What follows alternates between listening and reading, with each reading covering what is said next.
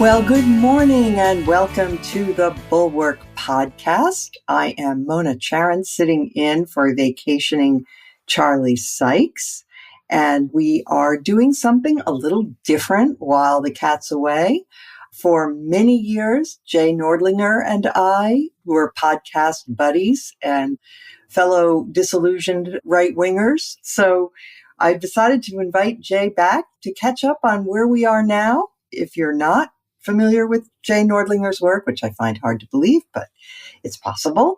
Jay is a political pundit, a longtime essayist for National Review, an international human rights watchdog, a music critic, and all-around polymath.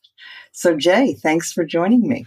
You said today was different, but it seems so familiar to me. It seems so natural. It does. The podcast with you is like breathing to me. Well, I want to start because there's news about Ukraine. So this just in the last 24 hours or so, the Turks have dropped their objection to Sweden joining NATO. There's a NATO meeting, of course, going on in Vilnius. So this is good news for the alliance and potentially good news for Ukraine, although Ukraine is pushing for actual membership in NATO. And I wonder if you have some thoughts about that, because I'm not sure what I should think. It strikes me that the objection that, well, if we allow Ukraine into NATO now, obviously they should become a member soon. But if we allow them in now, then are we in a hot war? Is NATO in a hot war with Russia immediately? What do you think about that? Well, Article 5 says what it says. You know, an attack on one is an attack on all. Mm-hmm. So if Ukraine is a NATO member and Putin is making war on Ukraine, well, that's an attack on NATO. So it gets very, very sticky. Mm-hmm. And it's so interesting that the Finns have joined NATO and that the Swedes are about to, apparently. I was just reviewing in 2017, I went to Sweden to look into this issue of defense. And the resulting piece was called Sweden Jolted Awake. And Sweden was always known as a so-called peace nation, Mm-hmm. but it found itself as a nation on guard against this revanchist Russia. So it's very, very sticky. NATO membership quite possibly would have saved Ukraine some years ago. But yes, there's a hot war now. So one of the things that I'm sure you're paying close attention to is the fact that support for Ukraine has declined dramatically in the GOP, but not among Democrats. And for people like you and me who spent our formative years thinking of the Democratic Party as the one who was less vigorous about international alliances and about national defense, and that's putting it politely. To put it mildly, and about standing up to the Russians, it's amazing. So here's a June poll. Found that 44% of GOP and GOP-leaning independents say that we are giving too much aid to Ukraine. And of course, it's trending in the wrong direction. Since the invasion, the number of Republicans who support aid to Ukraine has been dropping dramatically, whereas there's been a slight decline among Democrats. Mostly it's held steady. And you know, it's like 14% of Democrats and Democratic-leaning independents say we're spending too much. So I'd be curious to hear you on this topic. I mean, you know, if you look around the right-wing infotainment sphere, you have figures like Tucker Carlson, who, again, he is no longer, thank God, doesn't have the platform he once did. But influencers like that who are outright Putin apologists, spokespeople. Talk about what's happened to the right. There's an old expression, you are what you eat. And for the last several years, I've taken to saying, you are the media you consume. I listen to people, I have a sense of what media they consume. And a lot of the media on the right are hostile to Ukraine and friendly to the Kremlin. This is quite a reversal. And, you know, some people who are near and dear to me are anti-Ukraine and pro-Kremlin. And they are victims, if you will, maybe they aren't, but I'll say victims of the media they consume, which says that Ukraine is a woke nation with pride flags. In a free society, you can fly the flags you want. and that Putin's Russia is some, pardon the expression, bulwark against wokeness, and that Putin is a great defender of Christian civilization and all this, and it's just rank propaganda. It's all lies, and a lot of people have bought it. And there's also the fact that the president is a Democrat. And if you're in one tribe, you have to be against what the other tribe is doing, even if the other tribe is pushing motherhood and hot fudge sundaes. Yeah. If Biden announces that he is for puppy rescue organizations, support for them will go down among Republicans immediately. And vice versa. Yeah, and vice versa. It's a tribalistic instinct, but it is thoroughly disgusting. I mean, these Ukrainians ought to be celebrated on the right. Who today would receive a warmer reception at CPAC or Turning Point? Putin or Zelensky? I hate even to contemplate the question. That's right. So I want to pursue this a little further because you were one of the first commenters to notice the poisonous nature of this worship of strength for strength's sake. Very old thing in human affairs. That's right. And you picked up on it with the Trump attraction to Putin and just to strength in general. And I think you were the first one to dig out that quotation from a Playboy interview where Trump had praised the Chinese communists for Tiananmen Square, for being strong, that at first they weren't right. To talk about that. Oh, yeah, that's true. People often talk about Trump's inconsistency. He's a flip-flopper. He evolves. He goes with the flow wherever the crowd is, wherever the mob is, on abortion and other issues. But there are two things in life on which he's been absolutely consistent. He's been hostile to trade, always, international trade. He's never moved on that. And he's always been admiring of dictators, strongmen, always. And he faulted Gorbachev and the Soviet Union for not being strong enough, unlike the communist Chinese who put down the Tiananmen Square uprising. He said they did it with strength. He put it, it was awful. It was bloody, maybe, but boy, they did it. And he said, that's my problem with Gorbachev. Not a firm enough hand. And it was honest. Yeah. It was honest. He likes this kind of thing. Just earlier this year, and not very long ago, he was praising his top three, Xi Jinping, Vladimir Putin, and Kim Jong-un. And they're all top of the line, he said, top of the line. And he spoke with glowing admiration about all of them. Yeah, exactly. You could even be a two-bit dictator like Duterte in the Philippines. But if you engaged in extrajudicial killings, then Trump was all for you. So he praised Duterte, who killed thousands of people. He even changed about Maduro in Venezuela. We had that democratic push there for a while with Juan Guaido and so on. And apparently, Trump is kind of impressed by Maduro's resistance to it. I mean, he didn't crumble. Yeah. This has influenced the whole Republican Party. And years ago, I used to look at Putin's crude propaganda for himself, posing shirtless on horseback and supposedly killing wildlife, and so on. Or cuddling it, depending. Yeah. And I would think, boy, those Russians, boy, are they gullible. They're falling for this stuff. I owe the Russians a big apology. Yeah, I know. Okay. So now, when you look around at the Republican primary, we currently have a so-called masculinity contest among some of these people where they're bragging about... Did you see that video? Are we going to talk about DeSantis? With those oiled up bodies? Ooh, yes. Okay. Ugh, gross. I thought it was porn. Okay. So it is. So let's play. You can't quite get a sense of it from the audio, but let's just play a little piece of this so that we can get a sense of what we're talking about. This is something that was tweeted out, I guess, or somewhere on social media that was picked up by the DeSantis team and reproduced on behalf of DeSantis, supposedly. So it's supposed to criticize Trump, get to Trump's right. Trump is too woke. Okay, so let's hear a little bit of this.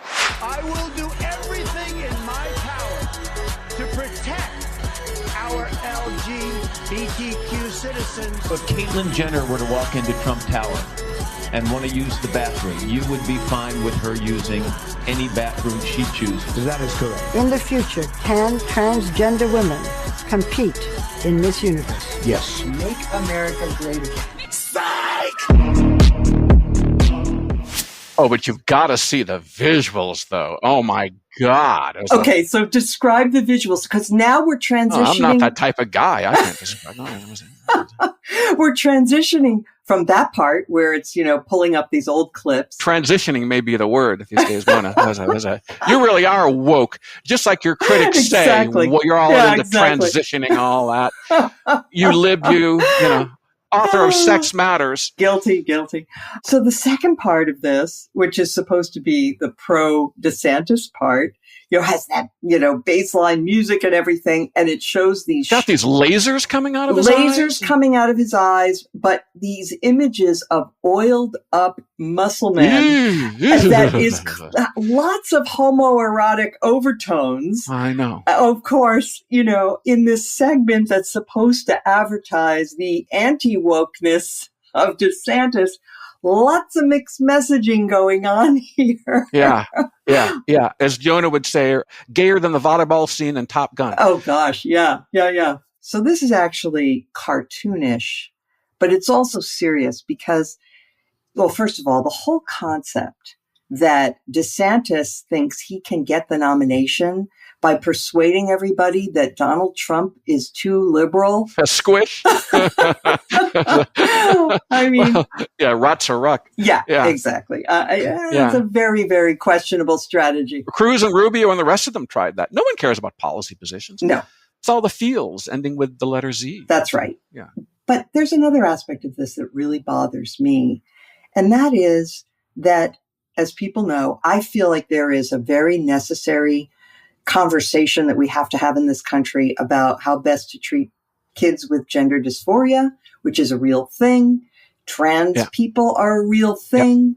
But I do think that we are in the midst of an overreaction and we are sweeping too many disturbed kids up into this, fad for transitioning. And I'm worried about that. It's the new anorexia. Yeah, kind of like anorexia, like cutting, these other things that are sort of, there's social contagion involved. But in order to have a reasonable conversation about this, you can't have the Republicans attempting to just use trans stuff as their sort of waving the bloody shirt. It makes it so impossible to have a reasonable conversation. But that's what they're doing. Well, I call the trans issue the new wall. Why, do you say? Good question. In 2016, in January, I believe, Donald Trump had a sit down with the editors of the New York Times. And he said, I'll be doing a rally. I'll be conducting a rally, and the crowd will get a little bit bored. We'll grow listless and maybe even start heading for the exits. And then I'll say, we're going to build a wall, and they go nuts. Flash forward to last month, June 2023. He's saying, 5 years ago, no one ever heard of this transgender stuff. But when I start talking about transgenders, people go nuts. And it's true. It is a deadly serious issue, and I think this stuff involving minors is horrific. I think it's abusive. I think it's wrong. And also, I think that biological males should not compete against females in sports. I think it's just common sense and elementary justice. Now, in the field of adults, I'm a little more laissez-faire about that. Me too, 100%. George W. Bush, you recall, in 2003, hosted a reception, an event for his college classmates on the 25th anniversary of their graduation. Yale class of 68, I think. And there was a receiving line, I guess, and there was this woman, I'm going to say woman. And things were a little bit awkward, and she didn't know quite what to say, and she said, "You may remember me as Peter." And then I think she was searching for words, and the president intervened and said, "And now you've come back as yourself." Great. This woman had a sex change operation. That seems to me to be an attitude of maturity. But when it comes to minors, yes, I must say, I'm a tiger, if you like. I'm as hardline as all the people the progressives would hate. Yeah, I have a lot of views on this. I won't bore everybody with them, but I just think this tendency in our society, where especially on something like this that requires so much sensitivity and care and attention to the evidence and so on, I think both sides make that extremely difficult. You know, the trans activists who say that any criticism of what's going on means that you don't want trans people to exist and you want trans people to die. And then people like in this ad with DeSantis, one of the things he allows them to praise him for is saying trans people won't exist under the new DeSantis regime. Swell. Yeah, trans people can exist whether you like it or not. Well, damn right. And they always have and they always will.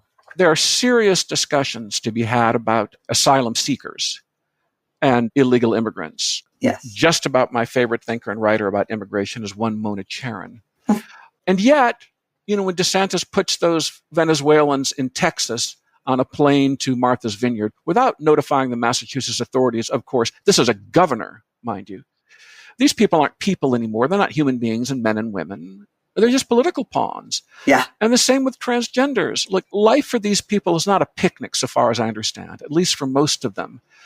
It's just a very painful issue. And I agree with you, Mona. By the way, DeSantis never acknowledges the difference between somebody who's trying to sneak across the border, which is a crime, and for which you can be immediately deported, and people who are following the rules that we made, saying that you can ask for asylum when you come to a recognized border entry post. If you want to say too many people are asking for asylum, change the law, but don't make the people who are desperate and who have followed the rules into political pawns. All right, so we agree about him. I want to hear you on Christie. He's the one we remember pre-2016. It's like he's a ghost that's come back. Right. There was this other Christie for 4 or 5, 6 years, whatever. And this is the guy, I used to say, pardon the expression, I watched his videos when he was governor of New Jersey like porn. I mean, he was talking back to the teachers' unions, and so I couldn't get enough Christie videos. Like, my masculine idol weighed about 400 pounds, right? Sorry, ladies and gentlemen, I just made Mona Charen, I think, spit her practically spit my coffee out. But yeah, that was my masculine ideal, this blobby Chris. I'm like, get him, Chris, get him. And it was a little too early for him to run in 2012, I guess. But in the last couple of months, I've been reminded of that Christie who's just dropping truth bomb after truth bomb, and it feels great. Is he hypocritical? Well, 2 and 2 is still 4, even if you said it was 7 for some years. Yeah.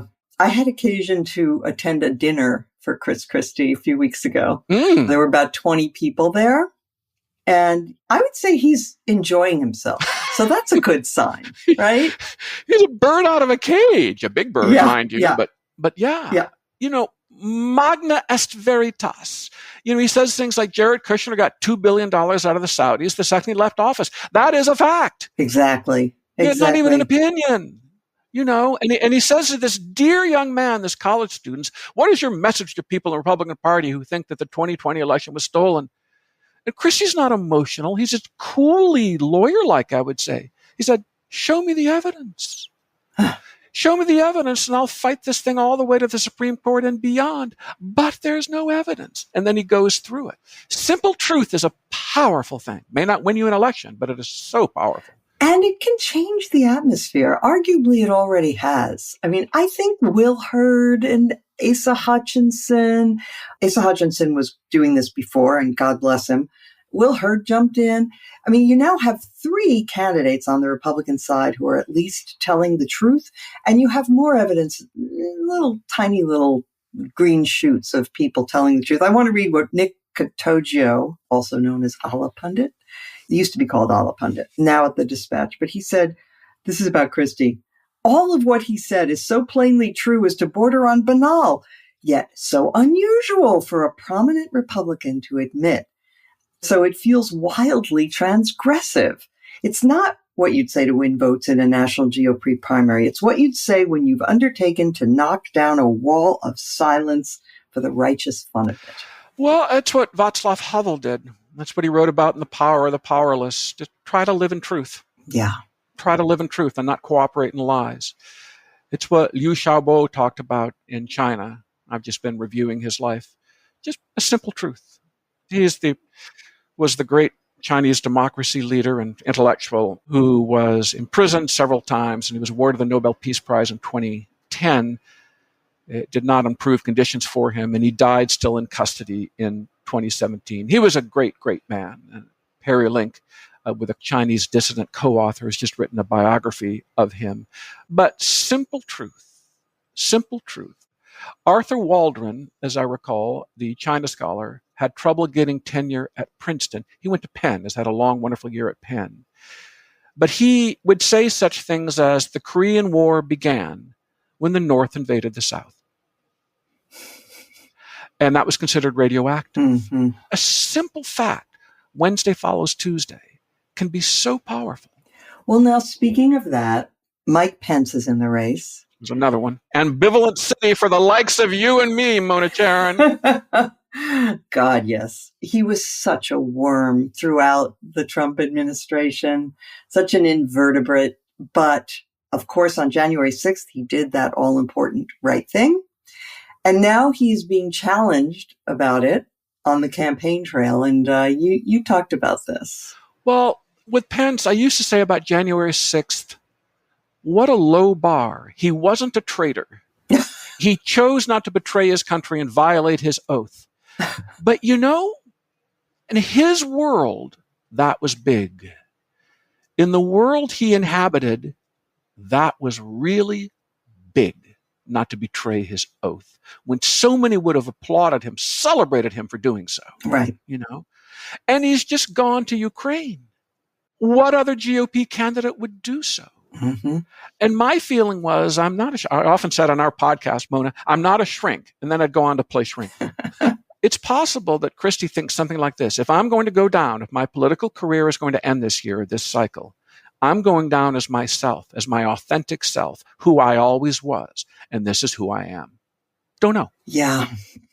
One of the things that you and I were talking about before we went on air, where we may possibly disagree, I'm not sure. Oops, then I'll change my mind. I'll reconsider it at least, Mona. Goodness gracious. No, you may persuade me. I don't know. How many years have we podcast? I disagreed with you about one time, and you were right about a couple of things I disagreed with you on. Is that right? Well, since you have a photographic memory and remember everything, that I'll trust you on that because I don't remember anything. You were, let's say, and maybe it's a male-female thing, frankly.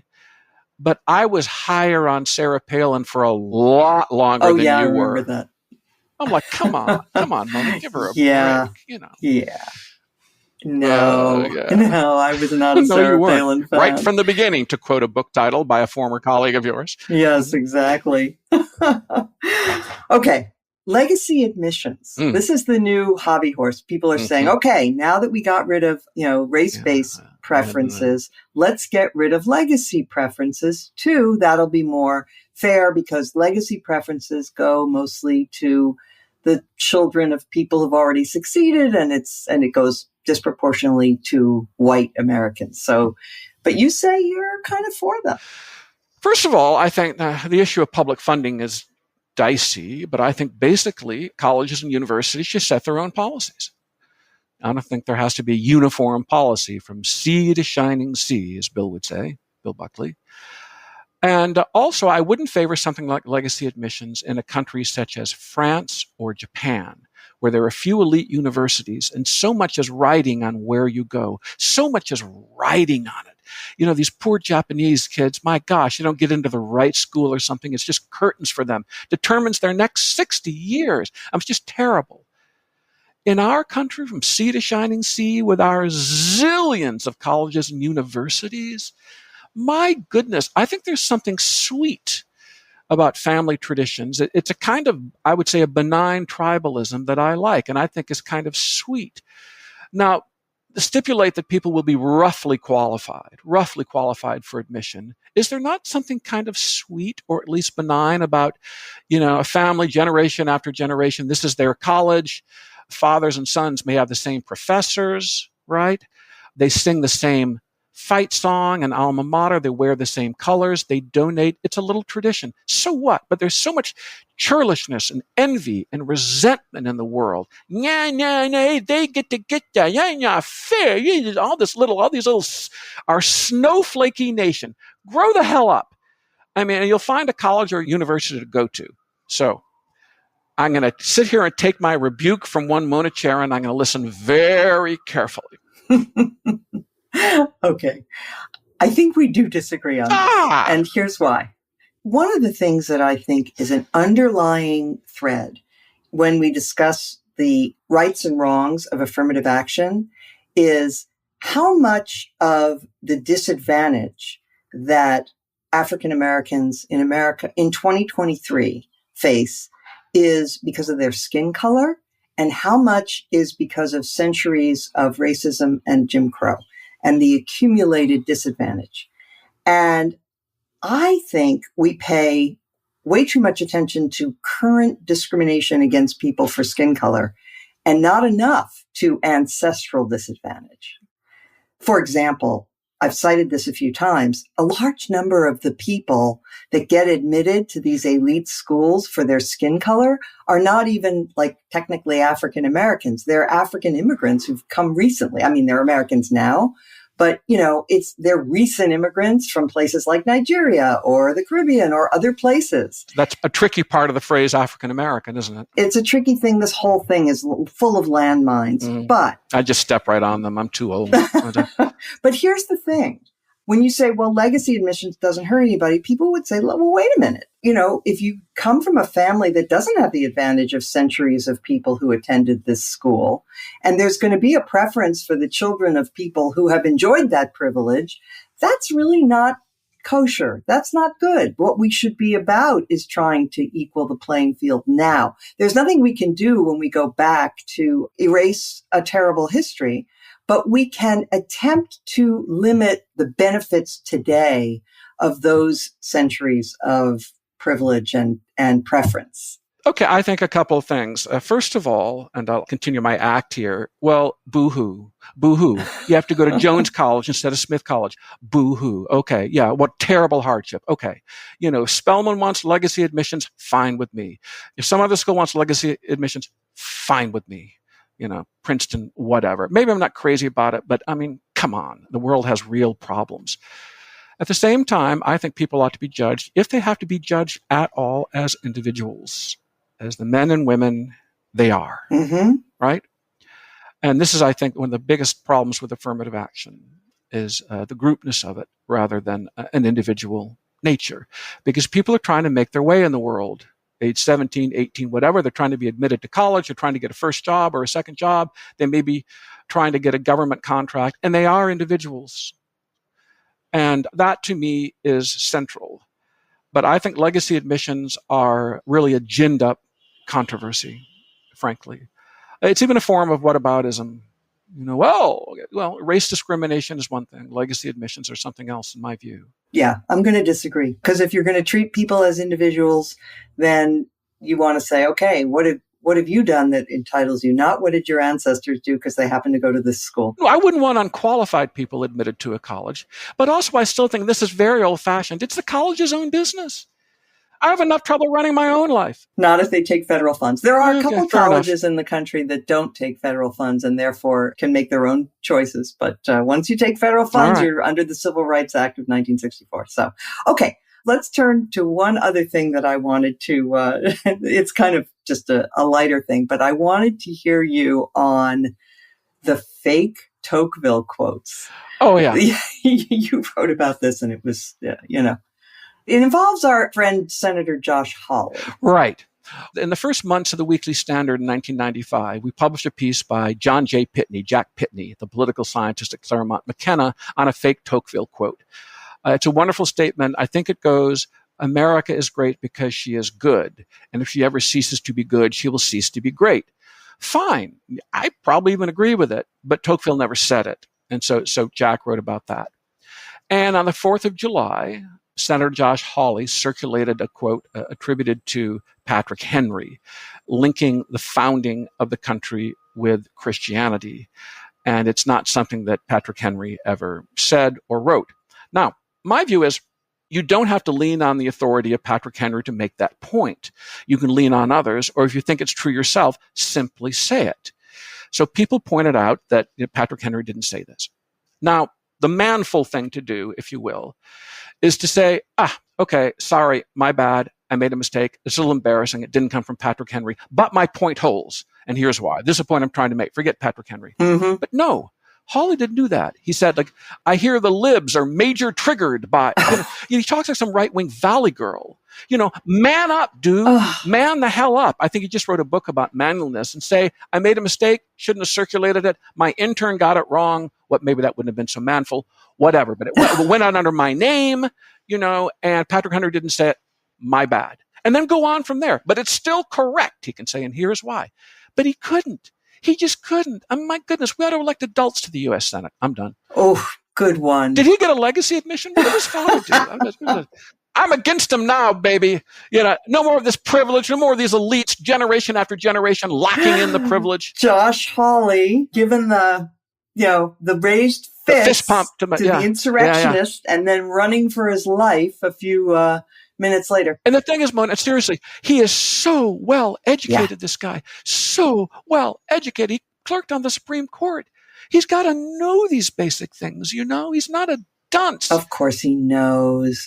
I loved what you said about Hawley and masculinity because, as you know, I wrote a whole book called Sex Matters where I talked about healthy masculinity and that we shouldn't link the words toxic and masculinity, except in rare cases where, there are situations where it is, but we shouldn't think of masculinity itself as being inherently bad.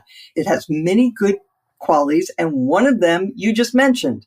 It applies to men and women, of course, but, the idea of taking responsibility for yourself, manning up, being self-sufficient, and also, in a healthy society, manliness, properly understood, means taking care of weaker people, taking care of those who need help. You're damn right. And that is something that the whole right wing has distorted beyond recognition. Their idea of masculinity is the absolute opposite. It's the whiniest, weakest, nasty, it's little boy behavior. It's the complete opposite of what a mature, manly person should be.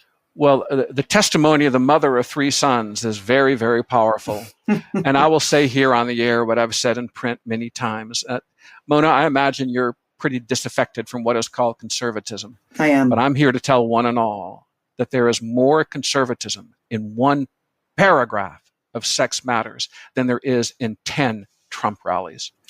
You are a conservative, just not as understood by our topsy-turvy world today.